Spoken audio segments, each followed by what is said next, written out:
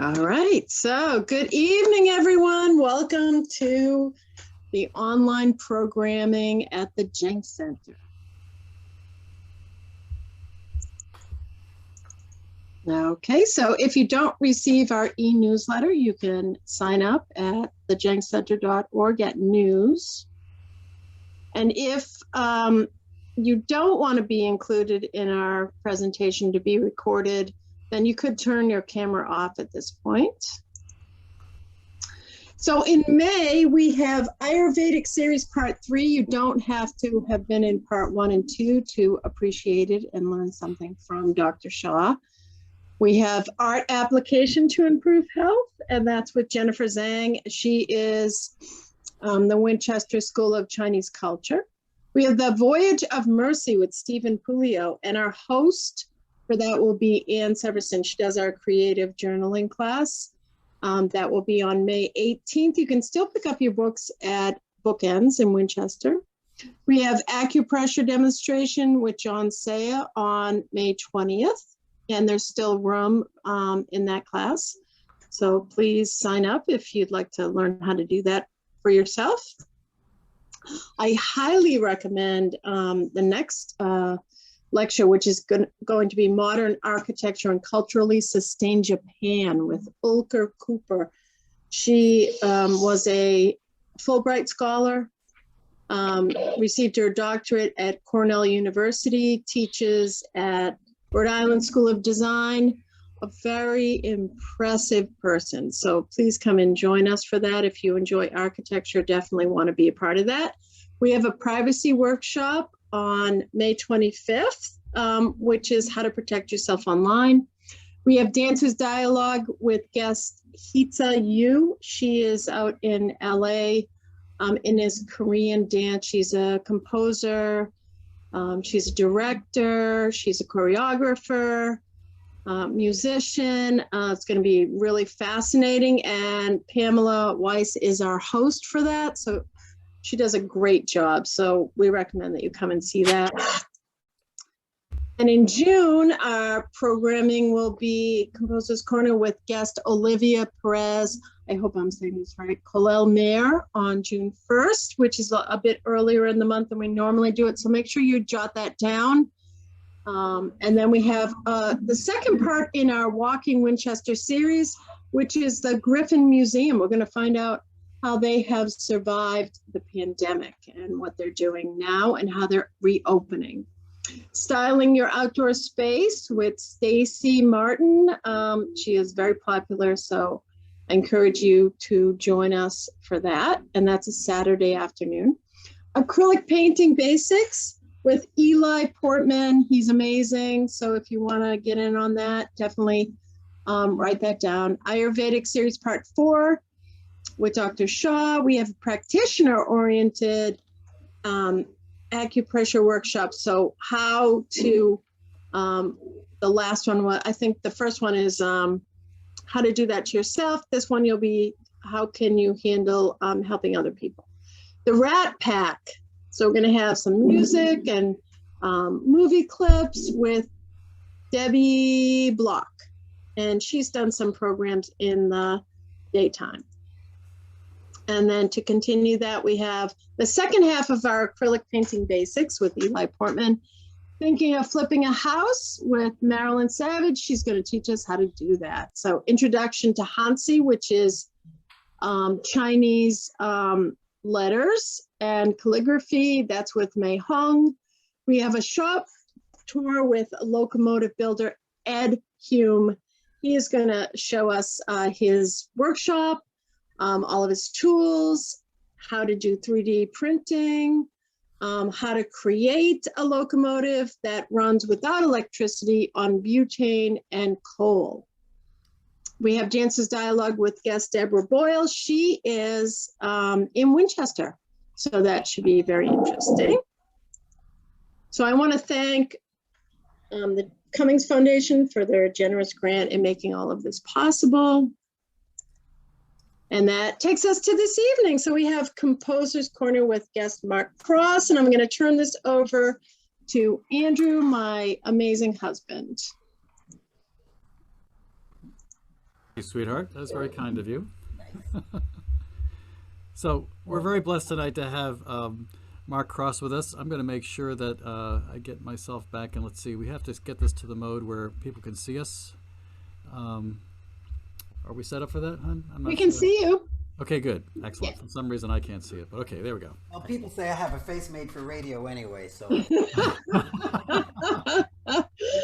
I am Not so for happy. Mark. This is exciting. I've known Mark for many years, and I remember going to his concerts when people used to do that. We go out to see people play and saw him live a whole bunch of times. I have probably every album he's ever made, and that because when they were called albums, now they're called CDs. I had every CD. They're all around the house somewhere. Frankly, I listen to everything now online, but I spent some time over the last week or two just kind of cataloging all this stuff online so we can do a quick run through, a little sampling of everything he's done through the years here. Um, so I think that'll be a lot of fun. So now, of course, we're doing this all online, but I'm hoping that sometime soon we can all get to see each other again. Mark, you're down in New York. When did you move down there? let's see, June of 2014. Wow. Yeah. And what motivated you to go to New York?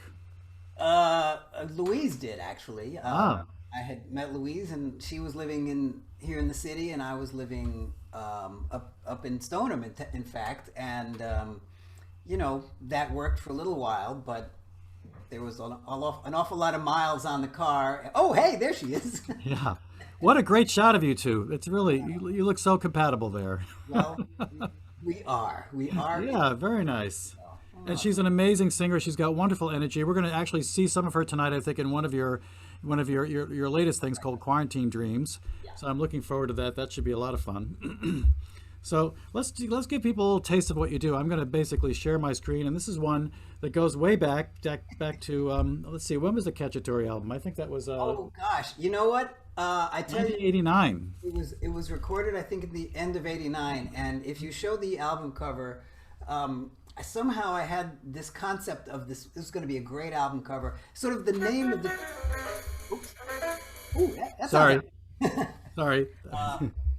it was I had written the tune when I was still in the conservatory, which was maybe 1980, 81.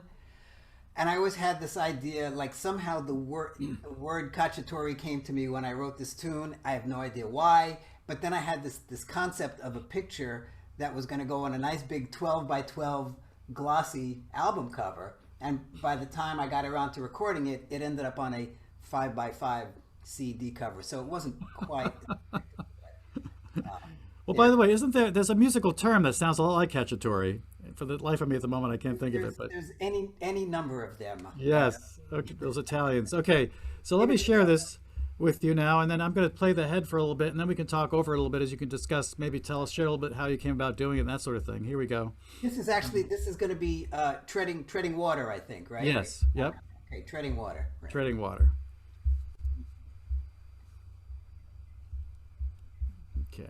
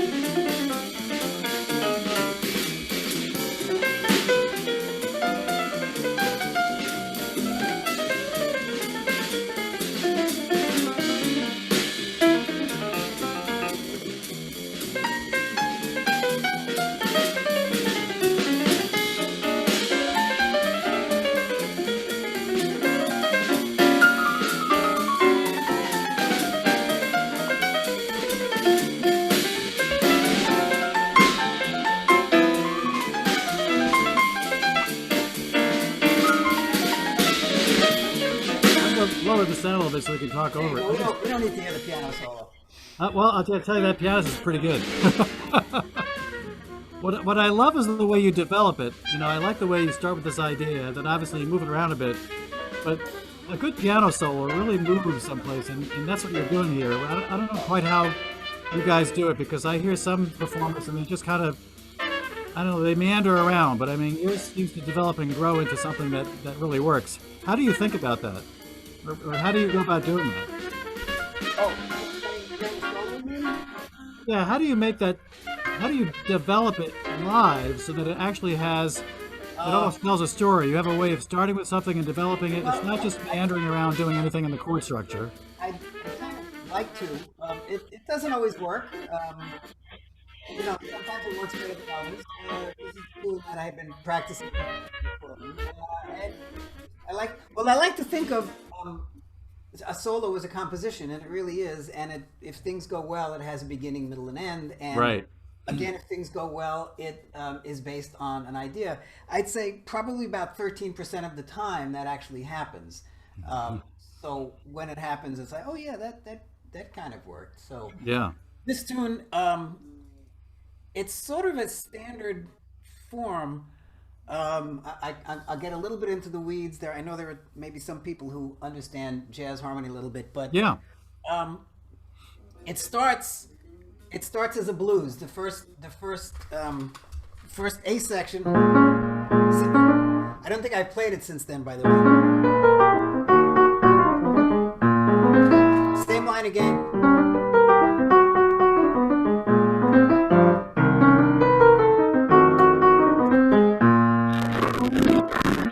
So it's the same line 3 times. But then what happens, if some of you may understand what I'm talking about, the rhythm changes, which is a really, really, really standard jazz form. The beboppers used it all the time. So what I did then, I got rid of the blues, and I went to what's called the bridge, like the middle section Right. of the rhythm section of the rhythm changes. So it's something like that. Same line, just descending. Yeah.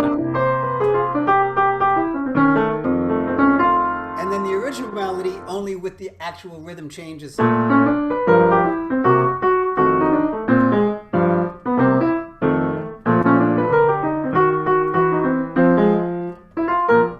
So it's kind of a standard tune, except not, and then just some melody that happened. I love the energy of it too, and just it all works, and it's one of my favorite pieces from your early stages there. So tell us how you got into music in the first place. Was there a seminal moment in your life where, as a young kid, you suddenly said, music is my gig and that's where I'm going to be? Or You know what? That actually is what happened. As it turns out, and this is kind of silly, but I think I was in maybe first or second grade, and for whatever reason, well, I was a precocious child. And for whatever reason, I found myself reading, I think I was already taking piano lessons, but I found myself reading a biography on Beethoven. And, I specifically recall what a miserable childhood he had and what a miserable life he had and all that stuff. And then I finished the book and said, that's for me. That's what I'm going to do. And I just decided right then and there I was going to be a composer. wow. And so I took piano lessons throughout my childhood, and then it just kind of stuck with me. And then I guess sort of in junior high or something, I kind of started playing rock and roll. And then in high school, still played rock, was still taking classical piano lessons, playing rock music, and really got into the music of Frank Zappa. And then in early college, early mid-70s, I kind of started listening to more jazz. And it was really at that point I was listening to a lot of, Chick Corea, Return to Forever, fusion kind of things. And then someone turned me on to Felonious Monk, and he actually specifically said, listen to Felonious Monk, it'll change your life.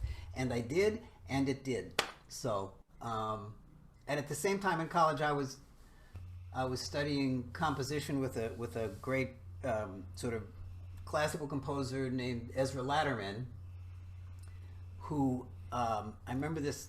I was in like senior year, and I was in composition class, and we all went up to the desk to pick up our homework, and I was kind of standing there looking at the homework that he had just graded, and there was a girl sitting in the front row, and apparently Ezra was looking at me, and this girl was looking at Ezra, and she said to him, what's the matter? Because apparently Ezra was looking at me funny. and Ezra looked up at me and he said to this girl, he said, I think he's crazy. He got my attention, and I put down the paper and I looked at him and I said, huh? And he said, yeah, I think you're crazy for not going to grad school for composition. So, oh, wow. At that point, I said, well, no. Okay, I'll do it then. So I studied with Ezra for another couple of months as a grad student, and this is Binghamton, SUNY Binghamton, which is now Binghamton University. Yeah.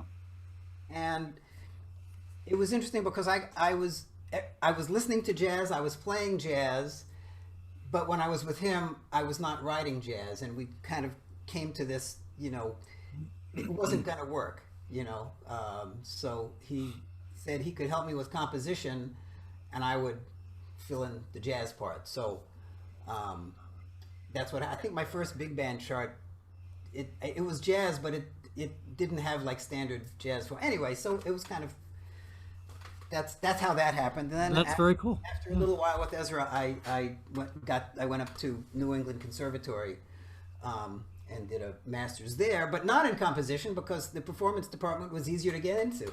So, so you did performance then? I was performance major, and there was some composition, mostly with George Russell and I don't know.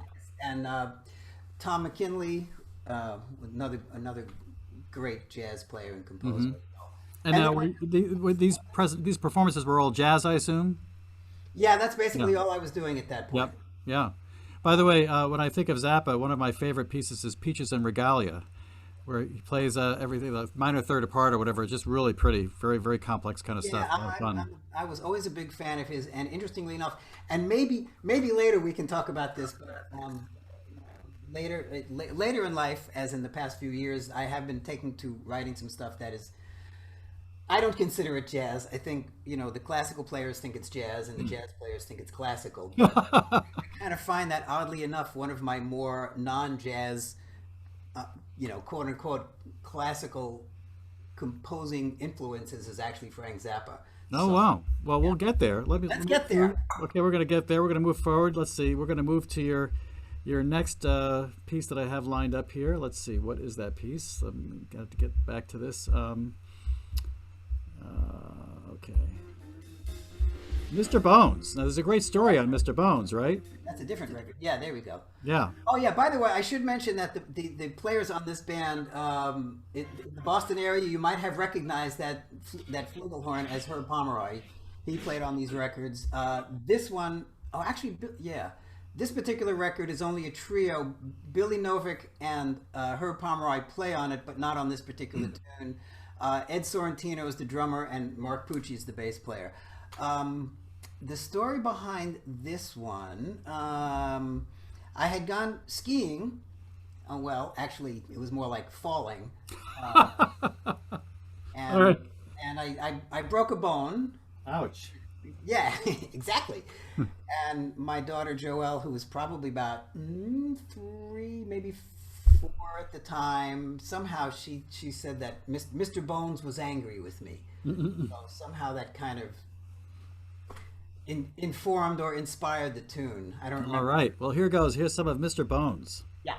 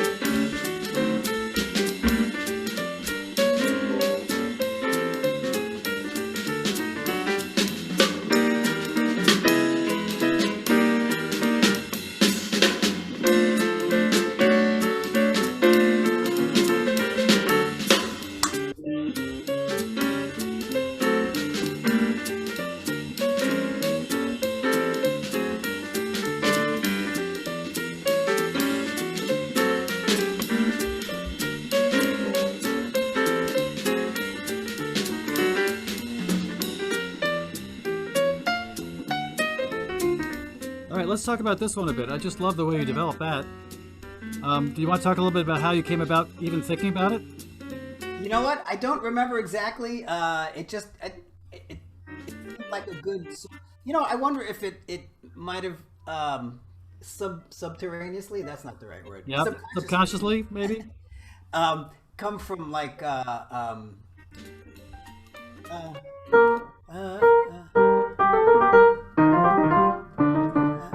what is that? Not the dance macabre. The other one.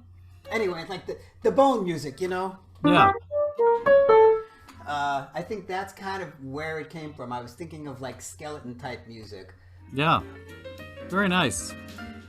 When do you? Is there a time of day that you happen to be good at composing? Is it first thing in the morning, or is it any time, or you have a process for it? It really it's some of it is just kind of when it hits. Or actually, it's mostly when I have the time. Yes. That's really what it is. Yeah. I have to be in a frame where I have the time to actually do it. Sometimes if I'm lucky and I have some time that I can actually sit and play and not think about I need to be practicing for this or that, the other thing, I can just kind of drift and see where it goes and come up with something. So, by the way, I want to make sure some people have to leave early. I want to make sure that they know that you probably have most of these things written down. And if people want to buy a copy of the sheet music from you, they can probably do that, right? Sure, why not? Yes. And I know that all this stuff is on YouTube. By the way, there's another Mark Kross out there that writes some music. It's not anything like yours. So if you're typing in just Mark Kross, you're better off typing Mark Kross 5-piece trio or Mark Kross trio. But I encourage you, if you're going to buy the music, if you're going to listen to it, buy it. Buy it off his website. It's at markkross.com, I believe. Yes. Yeah, buy it off his website. I mean, as you may know, artists make very little money from Apple and CD Baby and all of those. But if you want to support your artist, please buy it off the website. I want to encourage that. Okay, let's move on to another one. This is great. So this is the Blues for My Hand album. And I think we have one more from there. Now, you'll have to explain what nasal jelly means. I'm afraid to even ask, but it doesn't sound good. But it's actually a fun tune.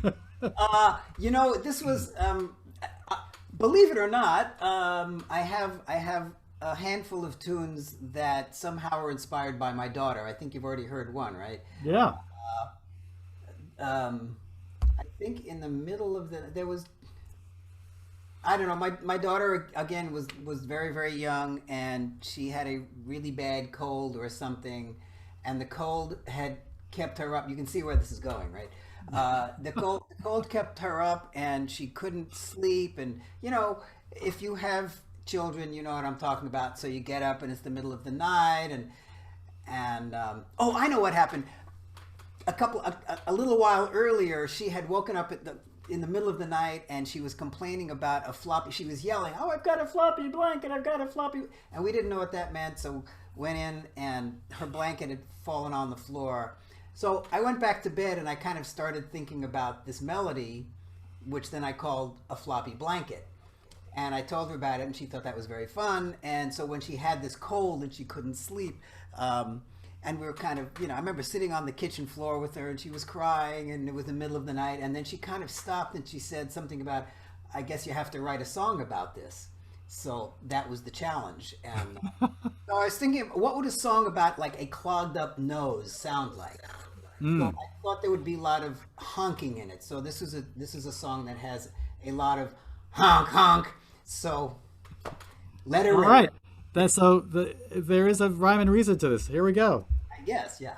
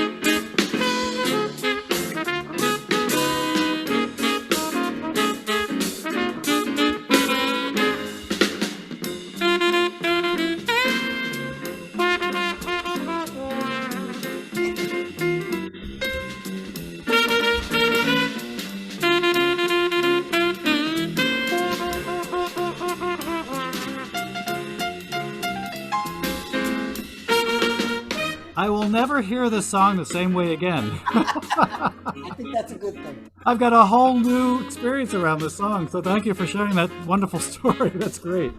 And you know, Good, so we have so much to cover. you folks in New England, if you remember Herb Pomeroy, you know, that plunger that he had, whenever he used it, it was like the perfect sound. By the way, speaking of other musicians, you have a song in this album called Early Bird. Is that a reference to Charlie Parker? Yes, it is. Yeah, that's great. Excellent. You also have some other nice ones here. Not all of them I know are yours. There's one called Black Nairobi Moon from one of your students. Very nice to listen to. So this is a great album, Blues from My Hand. I really enjoyed it. Okay. Okay, we're going to go to another one now. This is your next album in 1997. This is As You Like. As You Like. It almost sounds like a Shakespearean thing there. So, and let's see. I thought I'd play Wolf Street, which I think is featured in a number of places. And in fact, if you go to the Apple Music store, they've actually highlighted this as one of the most popular ones. So that's always nice to know. So No wonder I get all those big checks. there you go. So, what's the backstory on Wolf Street? It sounds almost like that famous story with the investors, but it's not. No, it has nothing to do with that. In about 1991, I was able to go over to France for like a week and a half, and I met some musicians who became absolute lifelong friends. Excuse me, and for this next probably 10 or 12 years, I went over every summer for about 2 to 3 weeks. And we played and we hung out, and it was just a beautiful thing. In fact, Blues for My Hand, I met actually started then. There were some people I met whose last name was Maman, yeah, Maman, which means my hand. And they said, "Oh, you should write a song called Blues for My Hand." So I did. I love it. Wolf Street, there was a friend of ours over there whose name who lived on Rue du Loup, which is Wolf Street. So that was the song. In fact, As You Like was Comme Tu Veux. You know, I was over there and I was their guest. So whenever I asked, you know, what are we doing? What are we having? Everything was Comme Tu Veux, Comme Tu Veux. You know, so somehow it just became the thing. As You Like. So I think there's a tune on this record called As You Like, which of course I wrote there. I wrote a lot of music when I was just kind of hanging out in the French. In Provence, surrounded by fields of lavender, that has a good effect. Wow. I have to admit, we probably don't have time to play it As You Like tonight, but it's got a nice saxophone feel to it, upbeat, very nice song. By the way, I also want to ask you, did your daughter happen to do this cover? She did actually do this, and this was a couple of years. We recorded the record a few years before we released it. We actually had kind of a rough time in the recording studio, and and then I got into a car accident on the way home, and then the state police showed up at my door. It was a whole scene. Oh my God. So I kind of had a bad taste in my mouth. So finally I decided we were going to release it, but I couldn't think of a name or the cover artwork or whatever it was, and I had been reading in the New York Times their annual The Lives They Lived, you know, like about some people who died the year before. And there was a thing on Saul Bass, who was a graphic artist, who did he did like the movie poster for like Anatomy of a Murder and that kind of thing. And I looked at it, and at the same time, it was right around Hanukkah, and my daughter had made this construction paper thing. And I looked at it, and it was like synergy. Everything came together. The visuals came together. The music came together. So, well, I love it. It's got a lot of nice movement in it. I wanted to ask you, I also noticed that your production company said T-Bone Music Production. Is that because you were T-boned in the car accident? Is there any is there a relationship to that? No. It's because very, very early on, my daughter, we had a kind of a faux nickname for her that was T-Bone. Ah. Nobody actually ever called her that. It was sort of a nickname that wasn't. So that's very cool. So that's your own production company in that case. Well, it's yes. Self-produced. Yeah, very nice. Okay, so here is some of this piece, Wolf Street. Hang on a second. Got the wrong thing going here. Here we go.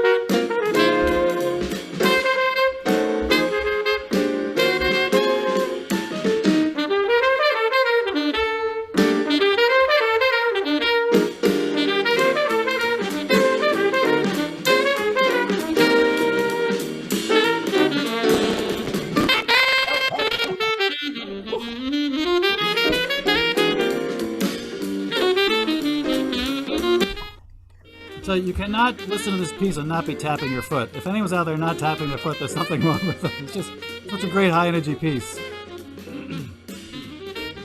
I kind of like this one myself. Yeah. So you have it all written out if you want to buy this piece. That'd be great. Which I can't really explain. Oddly enough, I know that I've got the same phrase repeating in different ways, but you know, the 3A sections are not the same, but I don't know. It seems subtly that they're not the same, but I do love the way you do that. I notice that's a technique that some of you jazz players do, and I think it's awesome, where you take an idea and just switch it up in different ways, both rhythmically and also with the notes. But it's cohesive enough that it flows so naturally, and yet is different.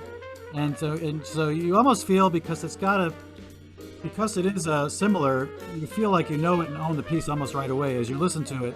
It just moves organically in your head. It's just wonderful. So it's a nice technique. Well, I think with me sometimes it's like I have 3 different ways of playing the melody, so I can't decide which one I like best, so I include them all. I think that might be. Well, you know, Chopin was famous for never playing the same piece twice the same way, and some of the pieces I've learned, he does like 3 or 4 things in it that are, you know, that he just didn't know which way to go, so he did a little of each of them just to cover the bases, you know. So, okay, this next one is very different. It's not high energy at all. It's actually, the name is very appropriate. It's called In a Funk. And it is the perfect, by the way, I think this is also a perfect COVID-19 song, because it's just totally encapsulate the funk that we've all been in. So let me play a little of this one. Just got to get out of that for a minute and close that down and get into In a Funk. Here we go.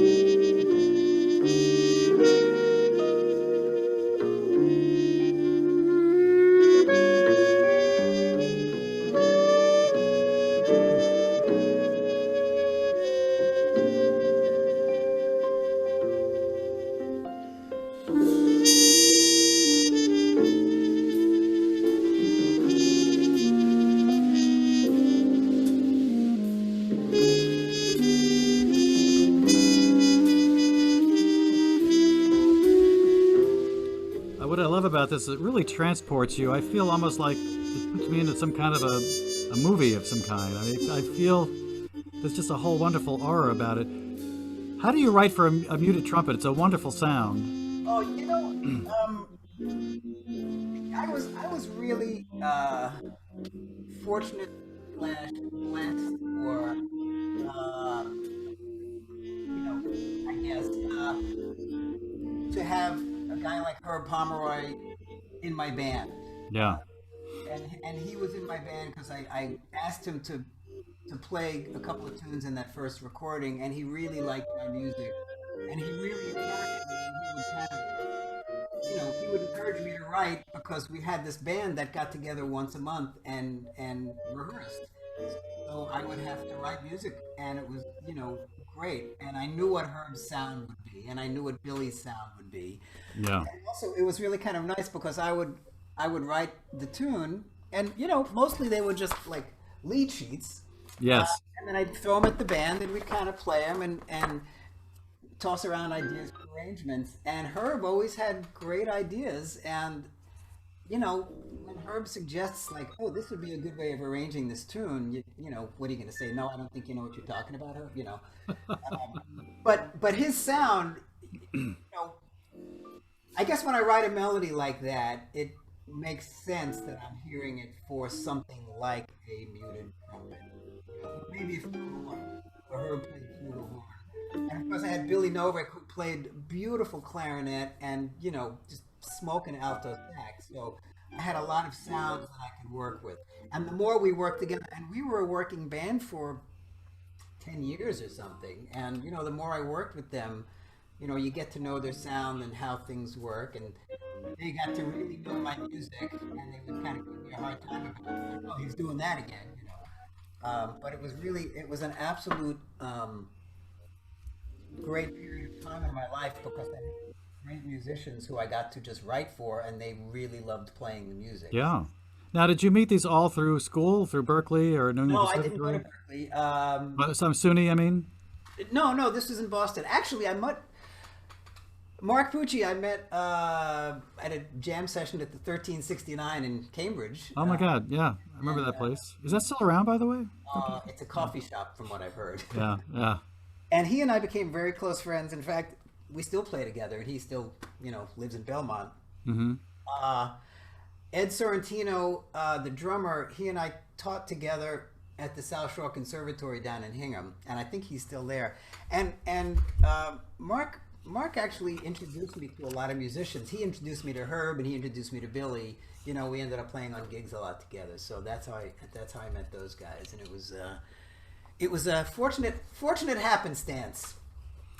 Now, by the way, another beautiful muted trumpet melody in here is Concerto for Cootie. I didn't actually post that one for playing tonight, but any comments about how you came up with that title? Is that another? Well, I did. Is that another daughter's title, Joel?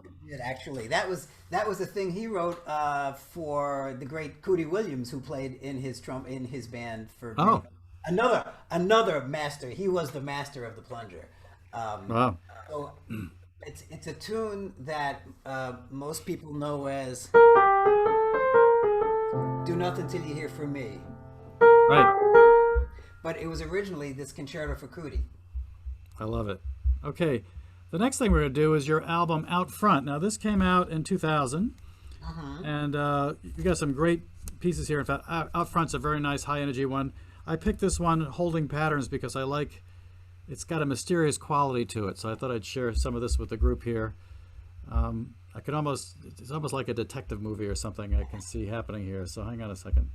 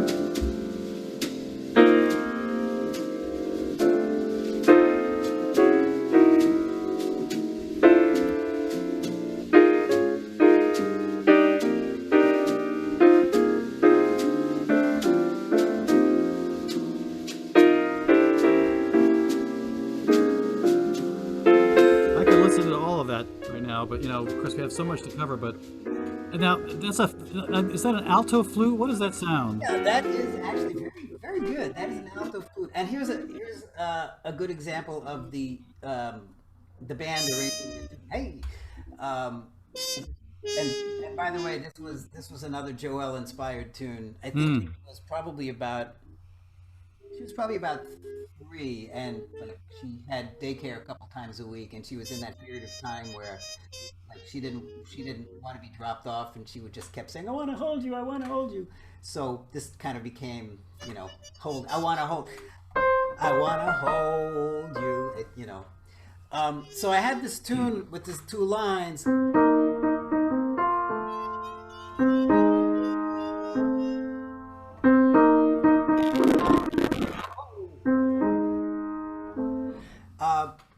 So again, I brought it to the band, and it was a very interesting.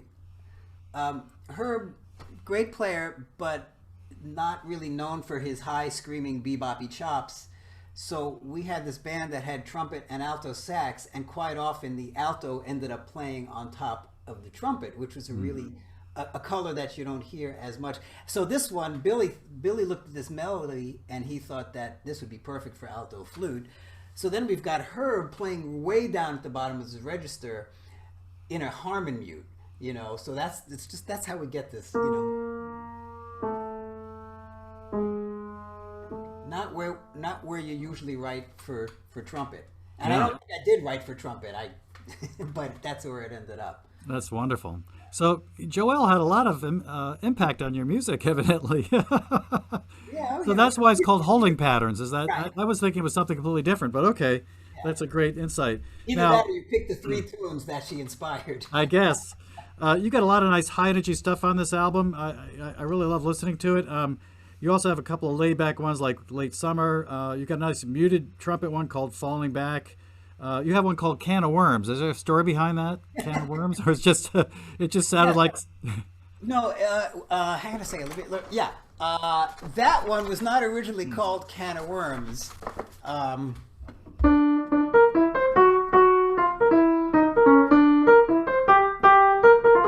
Whoops. That was, again, this was from my days in France. This one particular year, I guess I was over there and I played with like 3 or 4 of the same musicians all the time. So I think I wrote a tune that would kind of feature each one. This one I think featured the drummer, so it had a lot of space for drums. Yeah. And I originally called it His Name, which was Menio. And then I brought it back to the band, and instead of it being a straight ahead bebop tune, which is how I had conceived it,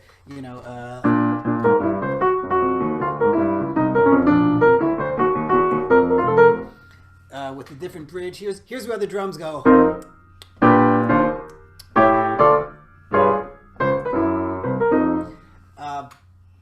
I got it to the band, and somehow we got this idea of just doing something completely different, and sort of opened it up, and it was probably like the most outside thing we had ever done. Herb plays this.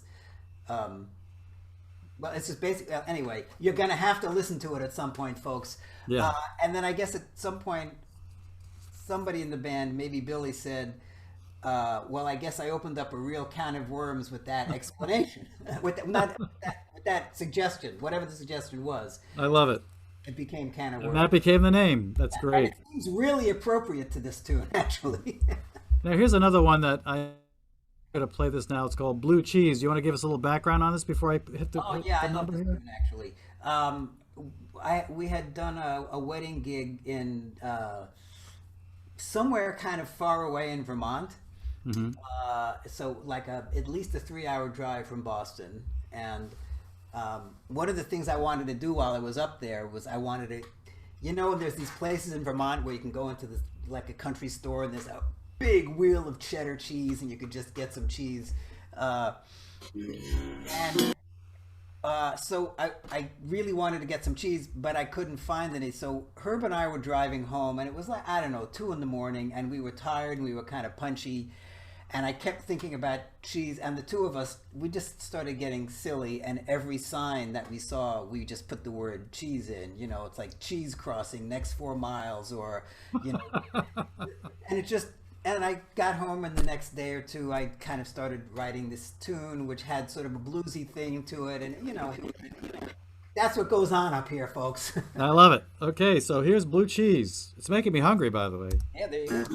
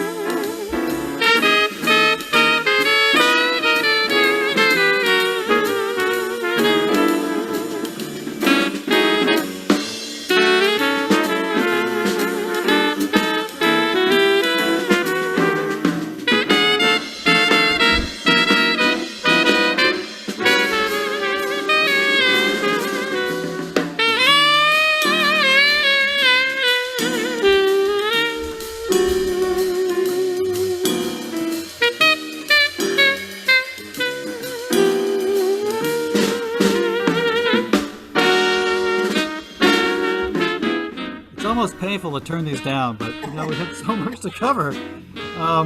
Now, I'm going to basically, because you already introduced this one, I'm going to stop here because the next one we're going to play actually came out of your As You Like album back in 1997. Can I just say one thing before we do? Of course. You could say two things. The drummer on this one is no longer, I guess, on out front and the next record. It was now Gordon Grotenthaler, who was just a killing drummer.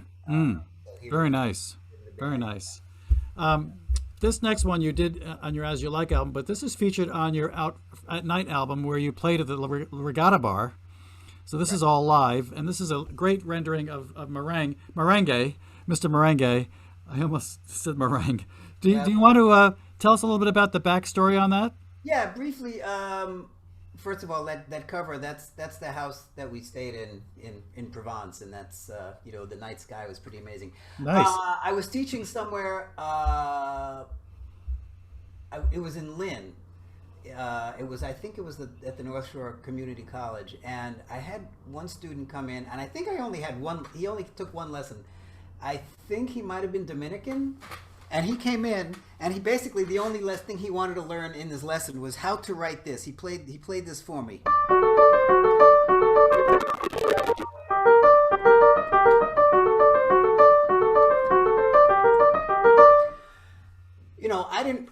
I thought it was probably the coolest thing I've ever heard. I didn't really know that was like a really Afro-Cuban thing that is, that's basically...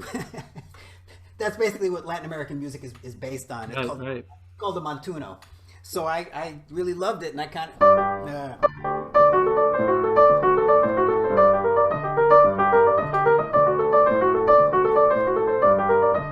And then I took it further.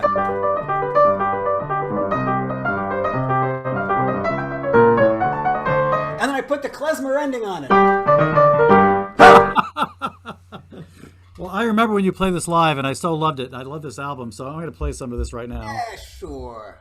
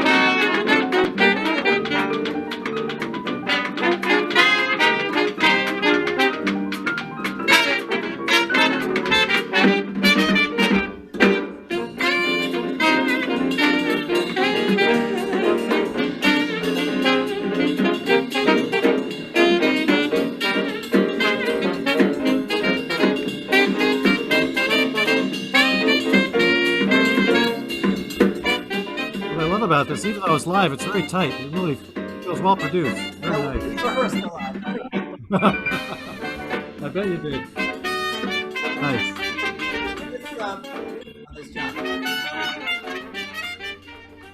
I'm sorry? This one also features John Pierce from Stoneham, Mass.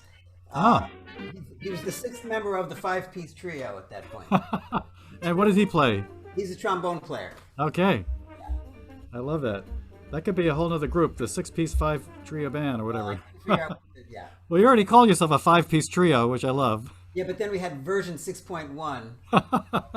Because the six-piece trio would have been too symmetrical.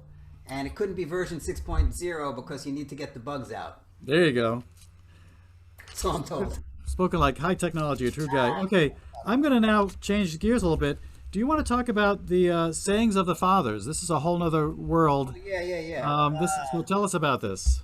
This is something I did 2007 or 8, maybe. Yep, 2008. I had been teaching at the Middlesex School out there in Concord, And every year we had this big holiday concert, and I think you know what holiday we're talking about. And somehow I got this idea of I wanted to do something with the band, and because it was always a lot of orchestra and choral singing. So I figured, okay, let me try my hand at that. And I found a book that apparently ended up in my possession, even though it was my dad's from who knows how long ago. And it is something called, and maybe some people know it, it's called The Sayings of the Fathers, Pirkei Avot, and it's basically a collection of rabbinical texts, but not like from 2,000 years ago or something. And a lot of it is kind of specifically how to live the proper Jewish life, but some of it is actually very ecumenical, like how to live a moral life, So I started reading through this, and it seemed like this would be a really good thing to compose. So I approached the school and suggested that they commission me to write this thing and it was for the school. So it was for the school jazz orchestra and the choruses. I think I had a string quartet in there, and it was I think 14 movements. Yeah. And it's mixed Hebrew and English. I would kind of take one phrase in Hebrew and then kind of do the English translation, and it was a lot of fun to write, and it was even more fun to hear played. Now, of course, this is going to be done by high school kids and high school faculty who are not necessarily the best musicians, but they put their hearts into it, so that was great. And and this is a whole different thing for you. So I just thought we'd play a little bit of this. Yeah. And then move on to some other things. So this is there's a lot of work that went into this. So let me play just this one called, what's this called? By Three Things. Yeah. And the words are by three things. By three things does the world rely or depend: truth, justice, and peace. What are you gonna argue with that? We could use more of that in the world. I figured that's what we're writing about.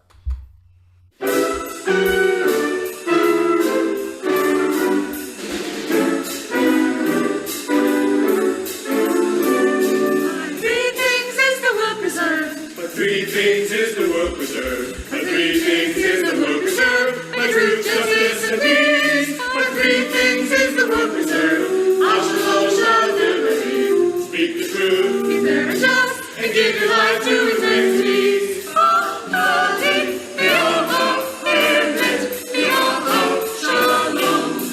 Truth, justice, and peace. By three things is the world preserved.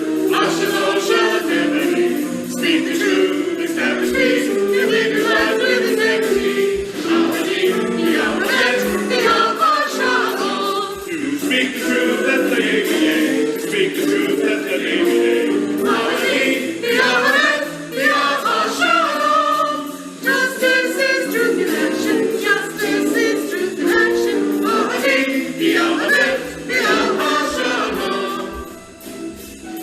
So I imagine they probably still do that every year now, I would think. Yeah, probably not.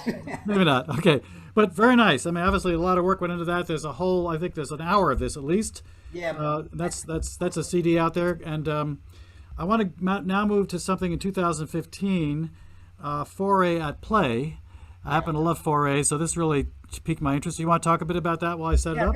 This was something that had been brewing in Louise's mind for many years, because she is a singer and studied some of these Foray art songs.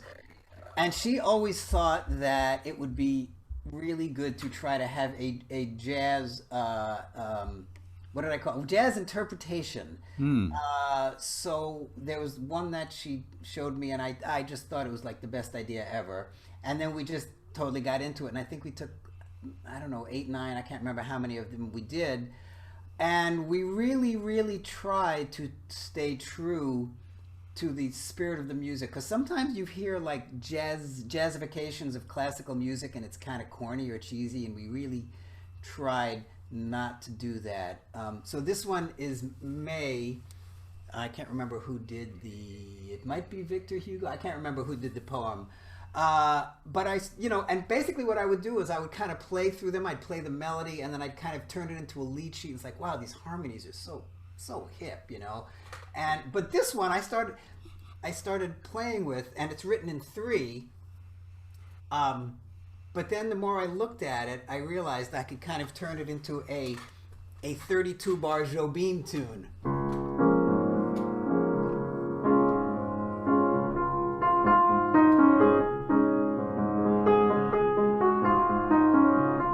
And the original melody was like,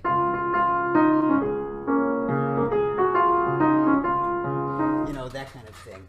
So we did it, and we got a bunch of musicians, most of whom live right up here in Washington Heights. And one thing that was really kind of fun and also like hard to arrange was, I think there's 9 or 11 I don't remember how many tracks, but the instrumentation is different on every track. Wow. Yeah, so that was easy for recording. Now, Louise speaks French so well. Do you guys speak French fluently these days? No. Actually, I can speak passable French. Louise just got a lot of coaching. Oh, well, I just love the French language. So She did her homework on this one. okay, so here's May. Yeah.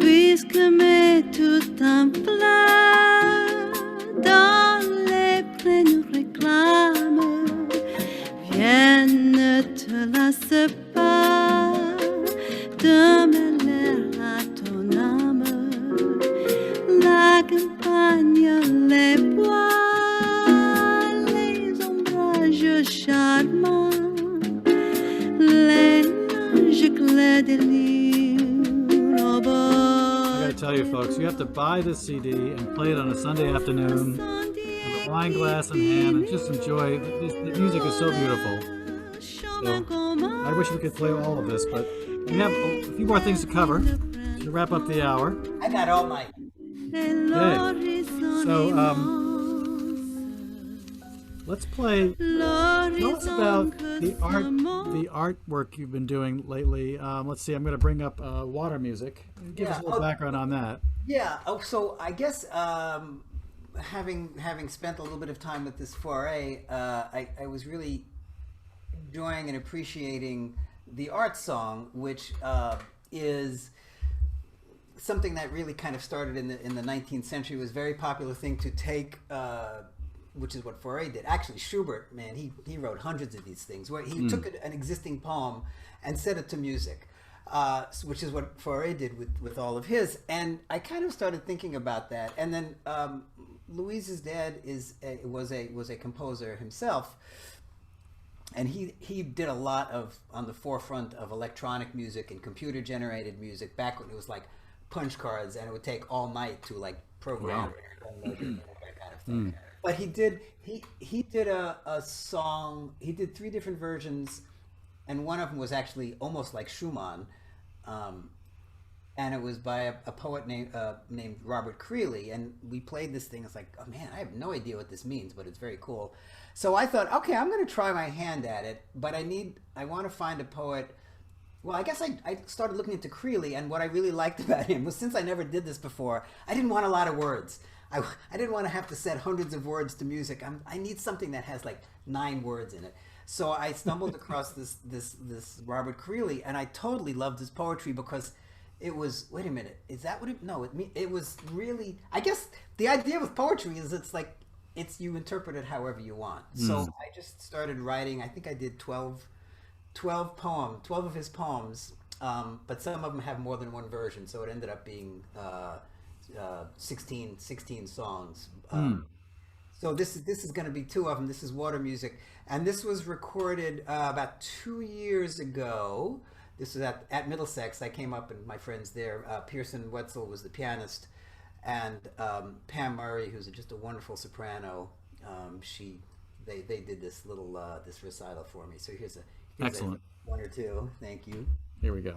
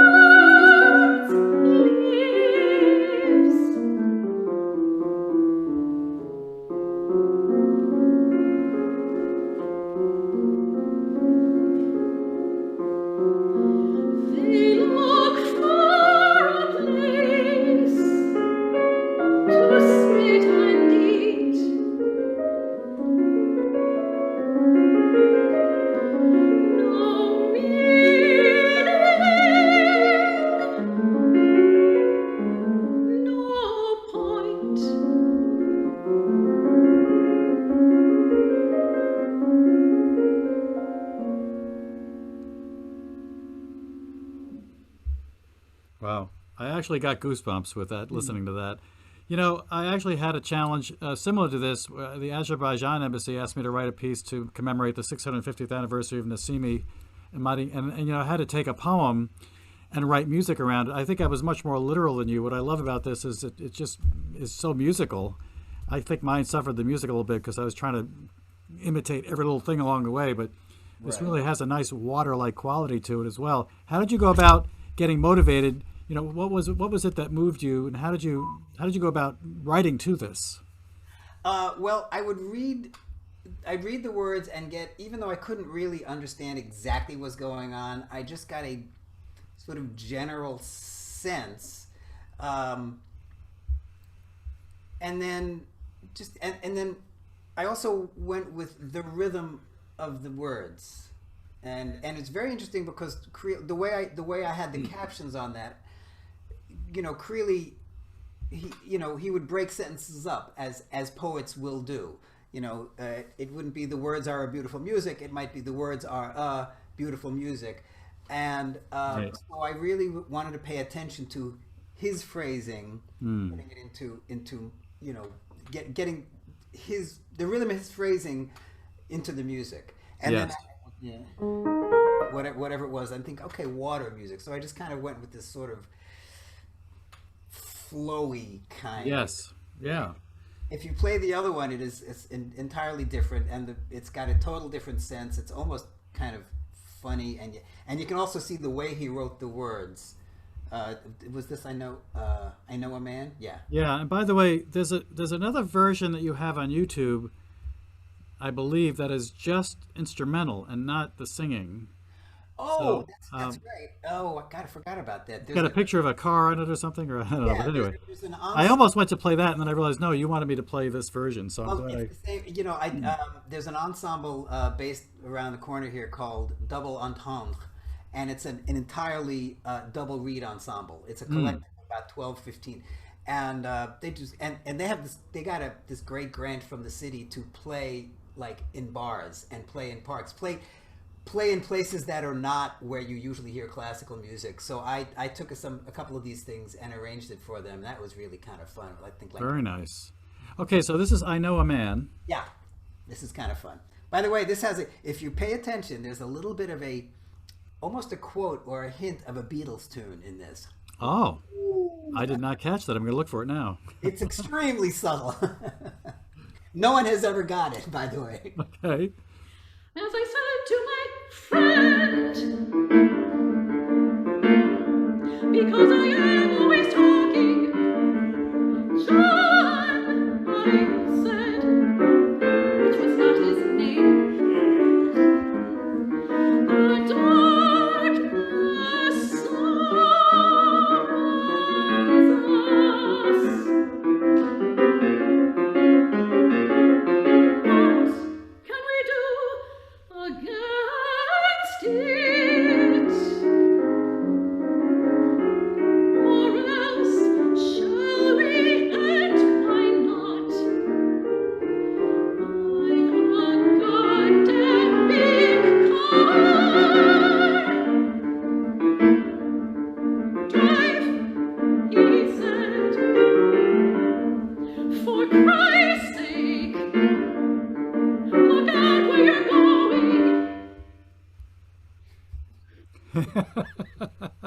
I love how that ends. Now, okay, you have to tell me what the Beatles reference is because I'm not getting it.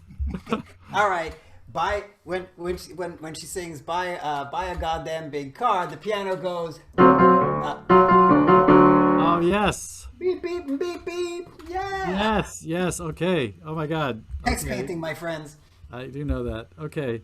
So we have one last thing, and this is we left the best for last. Oh my goodness. Well, the most recent anyway. The most recent, but I think it's also very appropriate given these times, these challenging times. So this is aptly called Quarantine Dream, or is it Dreams, plural maybe? Dreams. Dream. So and it's on the web. I've actually got it timed to start because you have a bunch of things going on here. And by the way, do you want to talk a little bit about your Watt High group? And I think you do something every week, don't you? We do, yeah, and it's getting. I think starting in June, we're doing like 3 or 4 things a week. Jazz Watt High. Thanks, Pia. Pia Catton is our director of development, so she has your email. She'll be in touch. Excellent.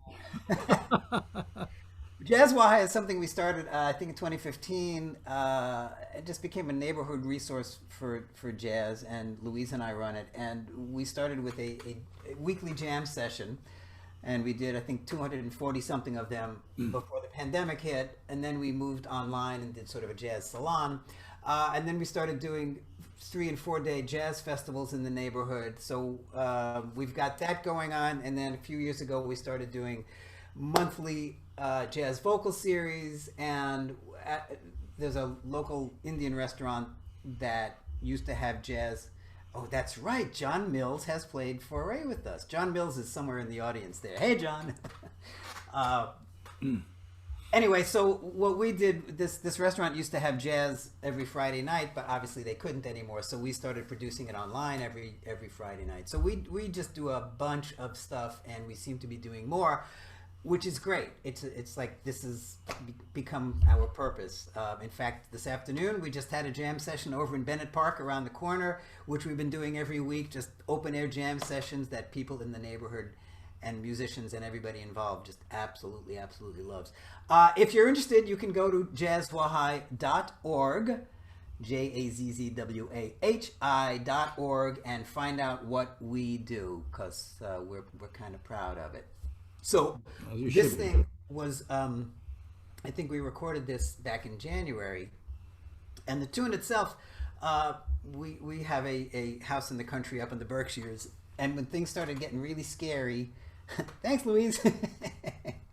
When things started getting really scary last March, we just bugged out, and we just went up there, and we spent 6 months, which, it was scary and like fabulous all at the same time.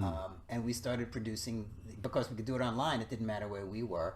And we had musicians in the city, doing recordings from their living room. This one we actually did up in the Berkshires, and that's Mark Pucci on bass, and he is in the same room with us. There's a plastic shower curtain between us, and we were about 16 feet away from each other.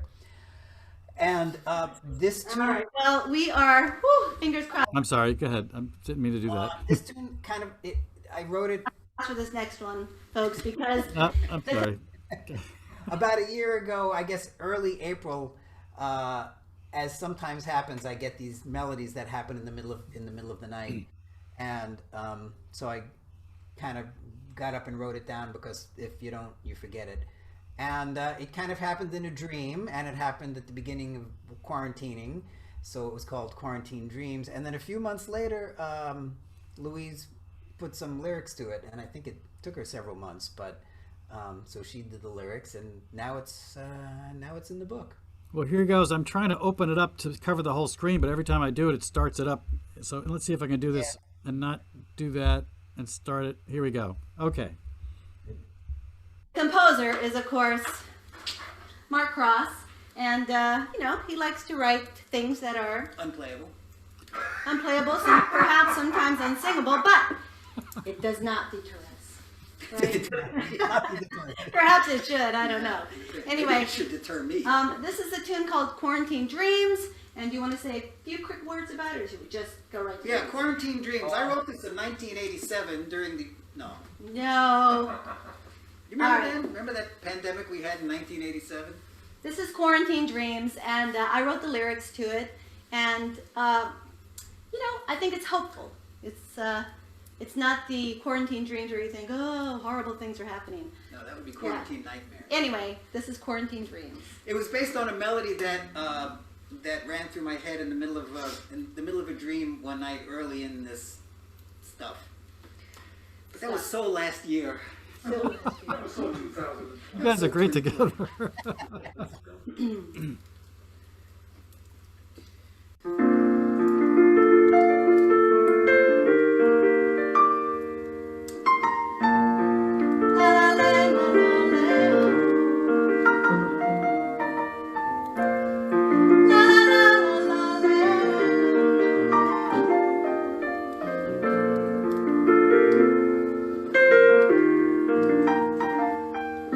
The world is waiting while I alone inside my universe, in search of melody, a song that is real, a hope that is real. Oh, don't let the morning reveal quarantine dreams, the promise of hope I feel, inviting you into my peaceful slumbers, melodies they fly, composing in the magic of a little lullaby, a song that is real, a hope that is real. Oh, don't let the morning reveal quarantine dreams, sweet and silent with no fears, the promise of love, the song of hope appears.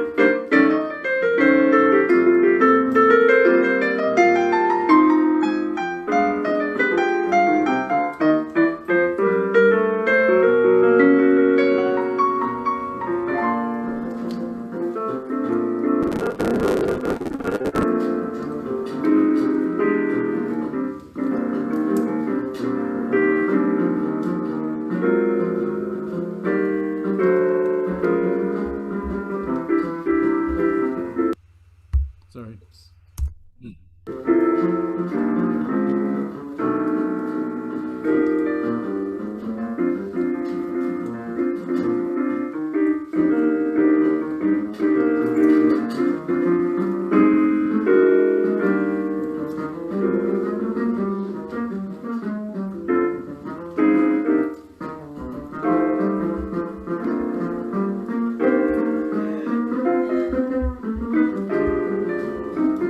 Okay.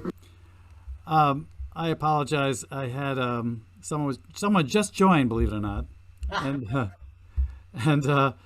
and so I went to admit them and accidentally stopped the recording for a minute. But Mark, were you waving hello to me or someone in the audience? No, someone was just having to sign off. Oh, okay. So it is getting a little late, but I do want to leave a little time to, as much as I'd love to listen to all these things forever, but I want to open up for questions and answers at this point. So if people want to unmute themselves, I think, Hillary, if you're on the line, if you would ask, I guess you have to first release them, right, as the queen of this. So we'll release people, and then you can speak freely. So please ask your questions. Or you can, I guess you can raise your hand, do the hand raise. Well, if that makes life easier. Yeah. I have asked people to unmute, so we'll So see. here's something. Someone wants to know: did you cross paths with trombonist Phil Wilson? Not so much. Okay. Obviously, I know who he is, and he was at Berkeley, but I don't think we ever played together. I think we were Gen conferences together. Great. Well, we've still got a bunch of people here, and if there's any questions, we'd love to hear them at this point. I got a question for you guys. Eddie Nowick. Yes, Eddie. Yes. Hey, guys. Great job, Mark and Andrew. I just got to ask, here's a fun question. And this goes to both of you guys. Your favorite latest piano player in the past, say, 10 years that you really got wowed by? By latest, you mean no longer with us? No. I mean, like an undiscovered talent that you're like, oh my God, this guy's got chops. Like somebody that you go, is this the next Chick Corea? Right? Well, if it's someone who's been undiscovered, then I haven't discovered them. I would say there's Sullivan Fortner. If you ever have a chance to hear him, he's gotcha. He's kind of he might blow your socks off a little bit. There's a lot going on there. So wow, got it. Very cool. Yeah. Very cool. Well, thank you all for coming. I think this was a wonderful event. I personally enjoyed spending the last couple of weeks researching all the music, and have had a lot of joy listening to some of these in its entirety. I'd encourage you all to do that too. And the Washington Heights Jazz Group there, jazzwahai.org. Certainly check that out. Check out markkross.com. Please do support, buy his music, download it. Update the website, which I haven't done since. That's okay. And, I want to tell you that we've got a couple of fabulous things coming up. Olivia Perez Collier is a Berkeley professor that melds Brazilian music with jazz. So I think she'll be very interesting next month. Also, the Ed Helms guy that builds locomotives, he literally builds them from scratch. In other words, the 700 or 800 parts that are in a modeled locomotive, all the brass bearings and everything he does from scratch on machines and builds these things up meticulously from the ground up. It's a labor of love. It's a little bit of craziness too, but what he does is just something I can't even fathom beginning to do. It takes incredible discipline. And the irony is he's a chemical engineer. He's got nothing to do with mechanics at all. He just kind of did this in his spare time, which I think is even more amazing. So thank you all for coming. We really enjoyed having you. Mark, I so look forward to seeing you live again sometime. And I'm going to start checking out your monthly and your weekly performances, and hope to come down to New York sometime to see you soon. Yeah. Thank you all again. Please. Thank you. That was fantastic. Thank you very much. Have a great night. Thank you all. Thank you. Eddie. Hi, everybody. Great job, everyone. Perfect. This was super fun. Thank you. Thanks, Stacy. Thank you. Biggest fan in California. Probably true. My brother lives there. No, I'm saying I'll fight for first. I'll fight for first. You got it, Stacy. I don't even invite him.